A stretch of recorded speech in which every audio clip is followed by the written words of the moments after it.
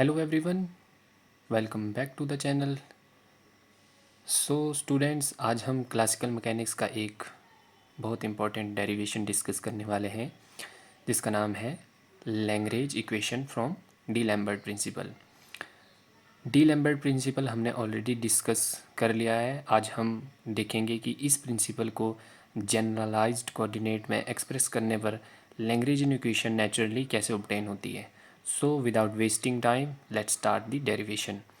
तो यहाँ पर हम क्या करेंगे, सबसे पहले कि सबसे पहले हम यहाँ पर एन पार्टिकल का एक मैकेनिकल सिस्टम कंसीडर करते हैं।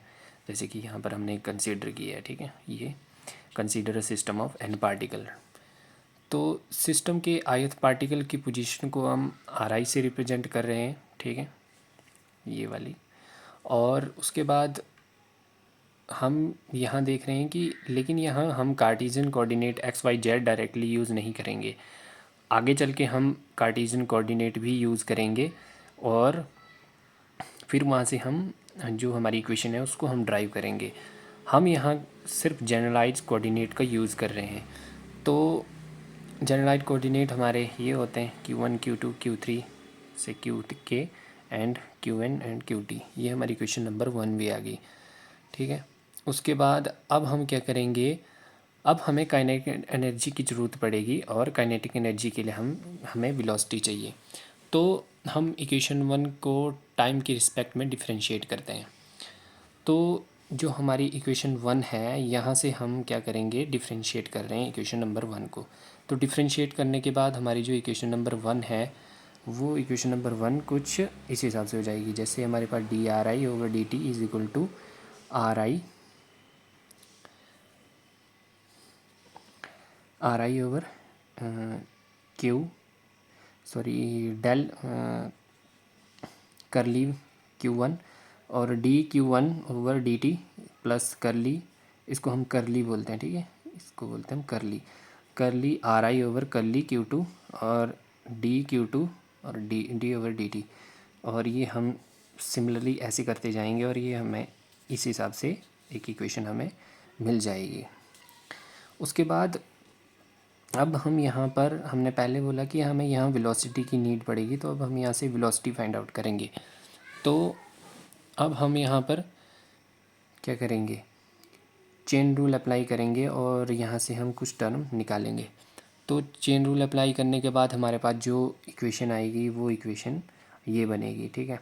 N summation k is equal to 1 करली are I over curly Q के, ठीक है, ये डॉट है, ठीक है। डॉट, इस डॉट का मतलब होता है कि डिफ्रेंशिएशन हुई है इसकी, ठीक है।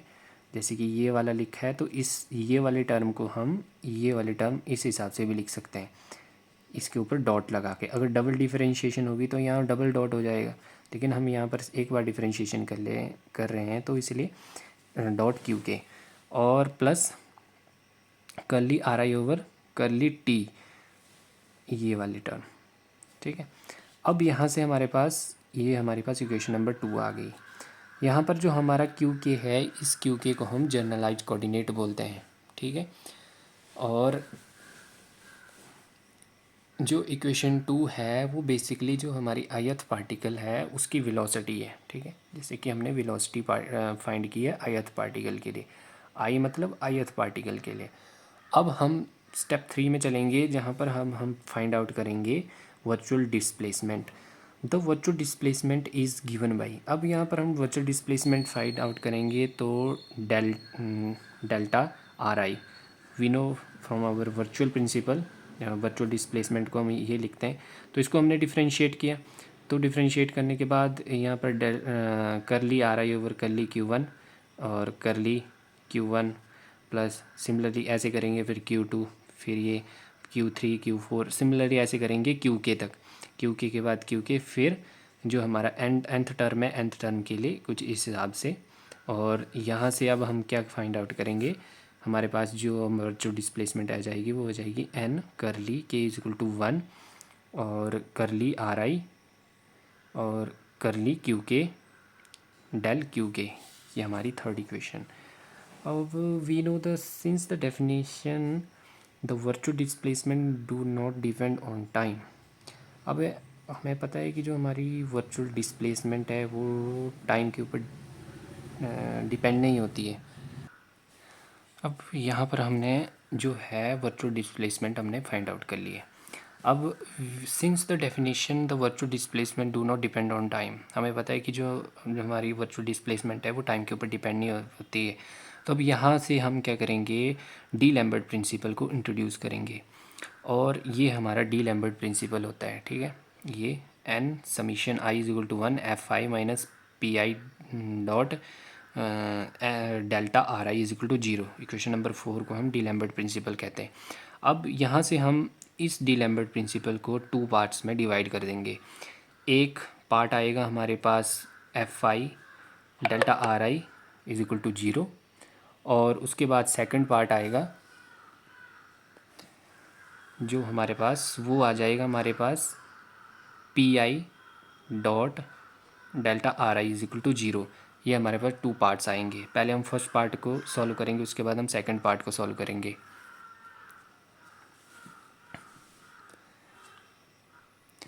तो अब हम यहाँ पर फर्स्ट पार्ट को सॉल्व करते हैं कि हमारा फर्स्ट पार्ट किस हिसाब से आएगा। हमने इसको इसके साथ मल्टीप्लाई कर दिया तो हमारे पास इक्वेशन इस हिसाब से आ जाएगी, और इसको हम इस इक्वेशन को हम इस हिसाब से भी लिख सकते हैं कि N summation I is equal to 1 F i dot, और जो ये वाली टर्म है, ठीक है, इस टर्म को हम इस हिसाब से भी लिख सकते हैं। तो इसको लिख दिया मैंने N summation k is equal to 1 करली are I over curly Q के डेल्टा क्यू के। ठीक है, और ये हमने क्या किया, यहाँ पर जो हमारे ये वाला है और ये वाली टर्म, इन दोनों को बाहर ले लिया और इन दोनों को अंदर हमने मल्टीप्लिकेशन में रख दिया। तो ये वाली टर्म हमने बाहर ले ली, और एफ आई डॉट करली are I over curly Q के और डेल्टा क्यू के, ठीक है, इसको हम बोलते हैं जनरलाइज्ड फोर्स, और ये इक्वल टू होता है हमारे पास एन समीशन के और जी के और दिस डेल्टा क्यू के। मतलब ये हमारे जो बीच वाली टर्म है इसको अब हम जनरलाइज फोर्स कहेंगे, जिसे हम जे के इस हिसाब से इंट्रोड्यूस करेंगे। तो ये हमारी क्वेश्चन नंबर 5 आ गई। अब यहाँ से हमें क्या मिलता है, अगर हम इस इक्वेशन को एक कार्टेशियन कोऑर्डिनेट के कॉरस्पॉन्डिंग लिखते हैं, जैसे कि हमें पता है कि हमारे जो कार्टेशियन कोऑर्डिनेट के कॉरस्पॉन्डिंग फोर्स एफ एक्स हो सकता है, वैसे ही जनरलाइज कोऑर्डिनेट जे के कॉरस्पॉन्डिंग फोर्स को हम जे के कह रहे हैं। ठीक है, जैसे कि इसको हम जे के कह रहे हैं। इस इक्वेशन को हम कॉरस्पॉन्डिंग मतलब force F x mean Cartesian form में लिखेंगे। तो हम अब इसको कैसे लिखेंगे, summation N summation I is equal to 1 F i dot curly, हमारे पास आ गया ये, वेट क्या था ये हमारा आर आई है। ठीक है, आर आई डॉट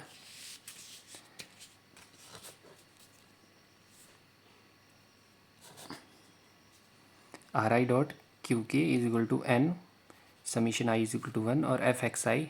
ठीक है, फिर एक्स के उसमें एफ वाई आई, फिर वाई के उसमें फिर F Z I. I hope ये आपको समझ आ गया होगा। ये हमारी क्वेश्चन नंबर 6 है। अगर मैं आपको पूरे स्टेप बिल्कुल ब्रीफली समझाने लगूँगा तो वीडियो बहुत ही ज़्यादा लंबी हो जाएगी, मींस कि 45 मिनट्स की भी हो सकती है। तो मैं इसको थोड़ा शॉर्ट में समझाने की कोशिश कर रहा हूँ आपको। अब ये जो हमारे पास इक्वेशन बन गई, इस इक्वेशन को हम कहते हैं this is called the component of generalised force associated with q के। ठीक है, इसको हम जनरलाइज्ड फोर्स कहते हैं जो एसोसिएटेड है विद क्यू के। अब यहाँ से हम जो हमारा दूसरा पार्ट था इनर्शिया वाला पार्ट, ठीक है, इनर्शिया वाला पार्ट मैंने कहा था ना, डी लैम्बर्ट प्रिंसिपल को हम 2 पार्ट्स में डिवाइड करेंगे। हमने यहाँ पर इसको हमने फर्स्ट पार्ट तो ये सॉल्व कर लिया एफ आई और ये वाला। अब हम इसको और इसको सॉल्व करने जा रहे हैं, इन दोनों का मल्टीप्लिकेशन। तो इसको जब हम सॉल्व करेंगे तो सॉल्व करने के बाद हमारे पास क्या आ जाएगा, N p I dot delta are I is equal to N m i r i double dot i. ठीक है, और यहाँ से ये डबल डॉट का मतलब हुआ कि जो आर की डिफ्रेंशिएशन है, ये इसकी डिफ्रेंशिएशन 2 बार हुई है, मीन्स कि 2 टाइम्स। अगर मैं इसको आपको समझाऊँ तो वेट अ सेकेंड। जैसे कि हमारे पास लिखा है आर डबल डॉट, इसका मतलब होता है अगर यहाँ पर लिखा होगा आर डॉट, तो इसका मतलब हो जाएगा हमारे पास डी आर, ठीक है, आर ओवर डी टी।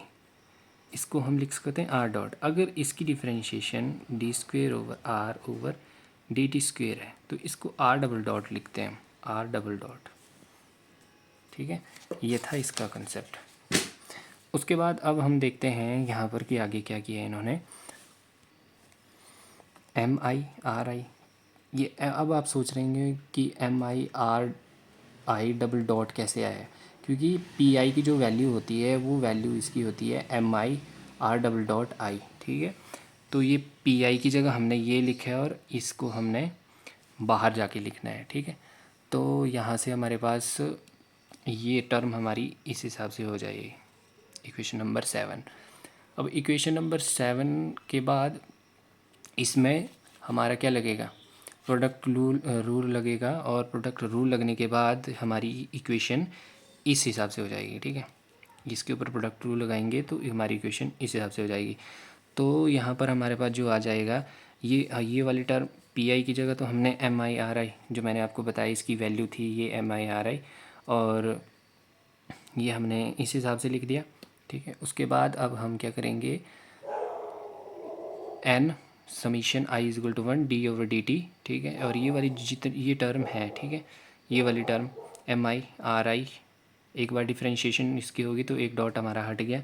तो उसके बाद यहाँ से हमने एक टर्म को ऐसे लिख दिया क्यू के माइनस, और एम आई आर आई ये वाली टर्म हम इसको इधर लेके आए हैं तो ये वाली टर्म माइनस, और D over D T curly are I over curly Q के, ठीक है। ये हमारी इक्वेशन नंबर 8 आ गई।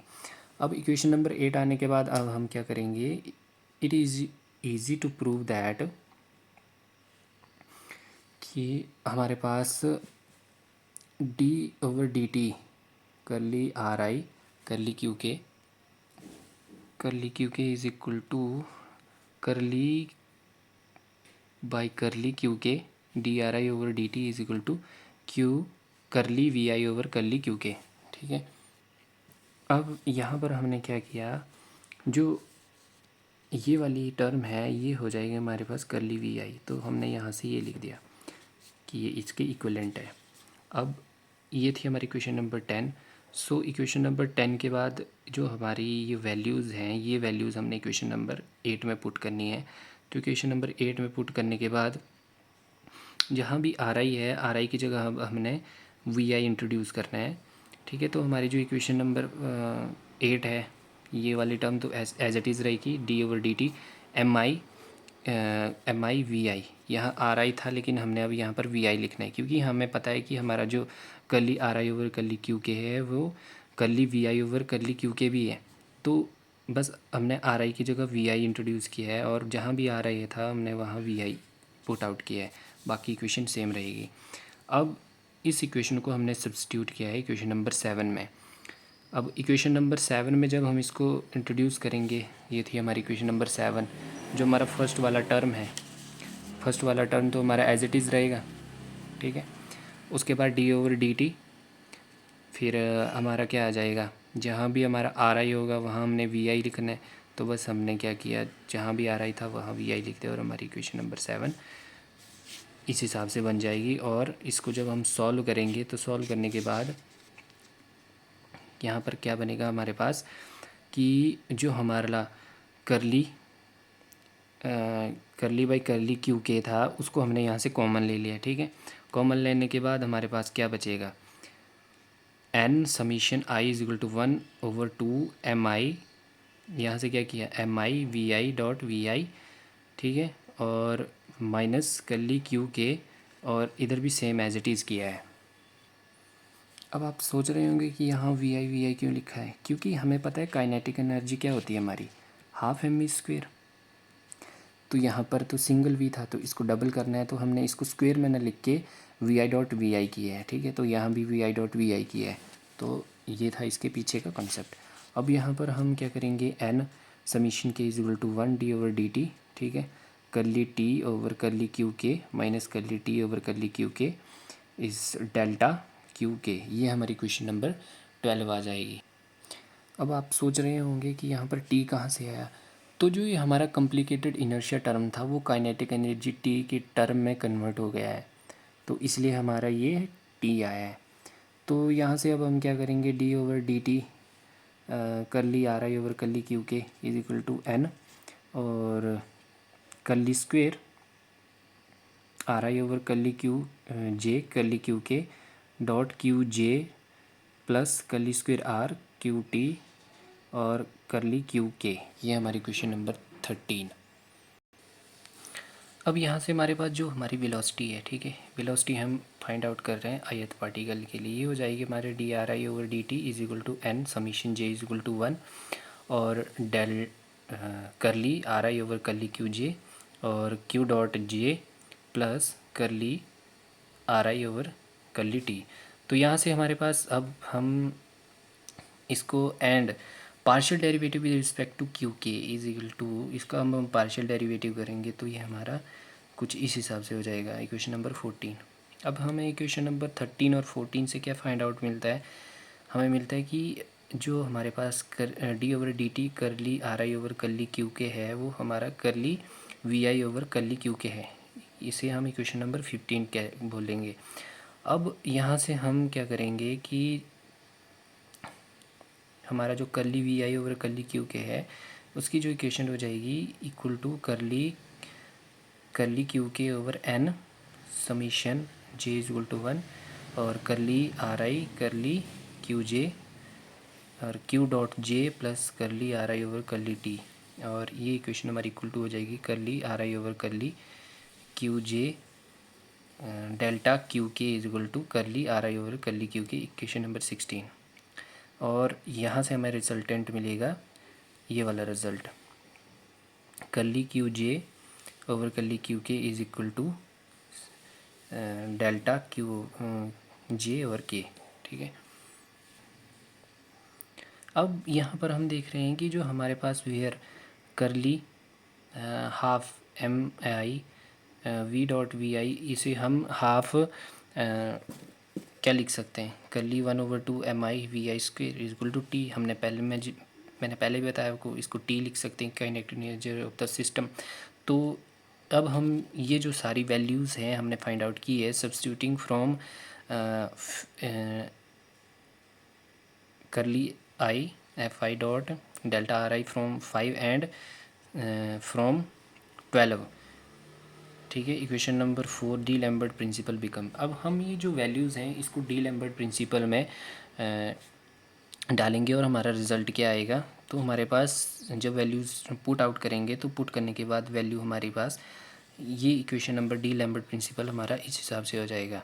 And the coefficient in the square bracket for each delta q k must be 0, तो 0 हो जाएंगे। और उसके बाद हमारे पास क्या बचेगा, डी ओवर डी टी, ये वाली टर्म बचेगी, ये सब, ये जो हमारा डिफरेंशियल ये सब 0 हो जाएगा। तो ये 0 नहीं होगा, ये जो हमारा है इसको हम 0 कर देंगे, तो हमारे पास क्या आ जाएगा, डी ओवर डी टी, ये वाली टर्म एज इट इज़, ये वाली term as it is minus, और ये जो हमारे पास बाहर की टर्म है ये सारी बाहर की टर्म 0 हो जाएंगी। अब हम क्या देखते हैं यहाँ पर कि डी ओवर डी टी और ये वाली टर्म एज इट इज़ है और ये वाली टर्म एज इट इज़, बस इसको हमने बाहर निकाल दिया तो ये जे के आ गया। तो यहाँ से हमें इक्वेशन नंबर 18 से फाइंड आउट हो रहा है कि this represent the general form of Lagrange equation for a conservative system, the force is derivable from a scalar potential V. अब हम यहाँ पर कंजर्वेटिव फोर्सेस इंट्रोड्यूस कर रहे हैं, F i is equal to minus होगा, माइनस डेल आई वी, इसको हम बोलते हैं कंजर्वेटिव फोर्स। और हमने पीछे जनरलाइज्ड फोर्स तो हमने निकाली हुई है, तो जनरलाइज्ड फोर्स को इसके अंदर हम इंट्रोड्यूस कर देंगे।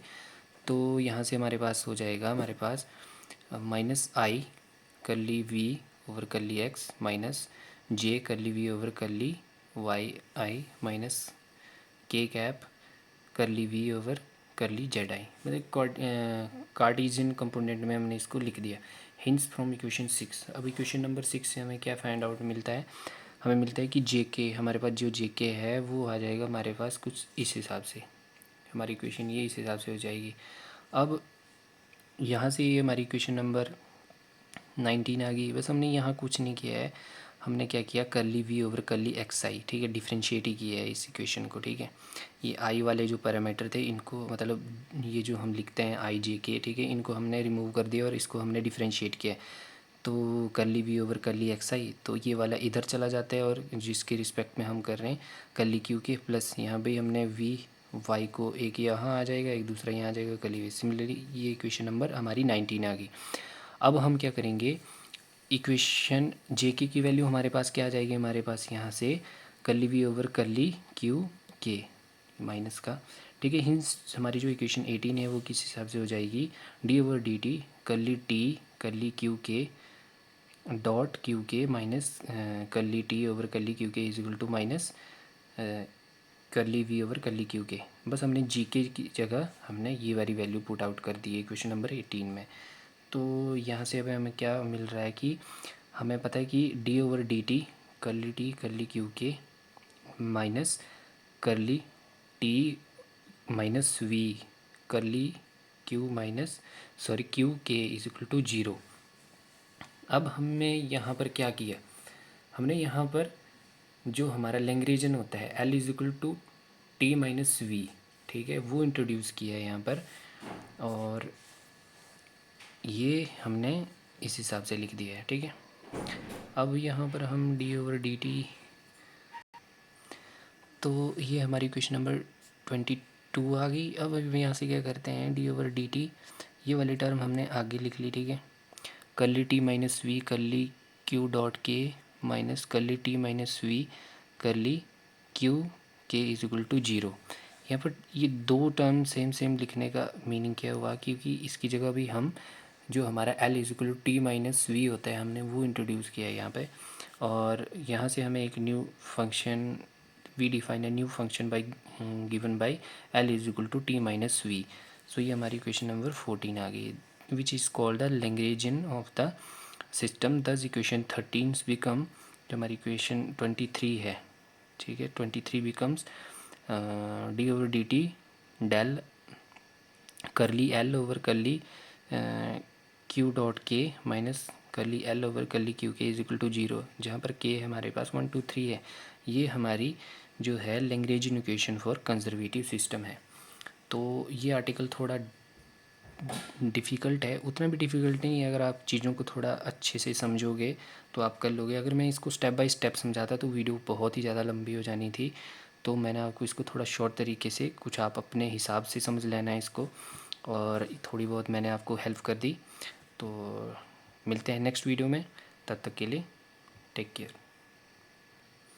और हाँ, मैं आपको बता दूं कि हमने इस इक्वेशन में क्या किया है, कि हमने पहले क्या किया, हमने डीलैम्बर्ट प्रिंसिपल से हमने इसमें स्टार्ट किया है, देन हमने वर्चुअल डिस्प्लेसमेंट को हमने जनरलाइज्ड कोऑर्डिनेट में एक्सप्रेस किया, ठीक है।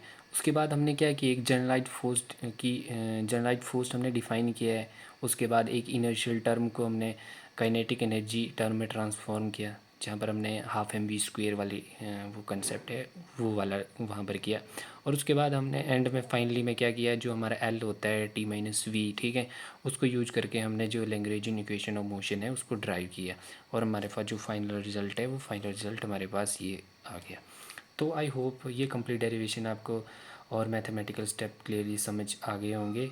अगर ये वीडियो आपको हेल्पफुल लगी है तो वीडियो को लाइक और चैनल को सब्सक्राइब कर दीजिएगा, और डेरिवेशन के किसी भी स्टेप में अगर थोड़ा बहुत डाउट है तो कमेंट सेक्शन में ज़रूर बताइएगा। Thank you for watching, I will see you in A next video.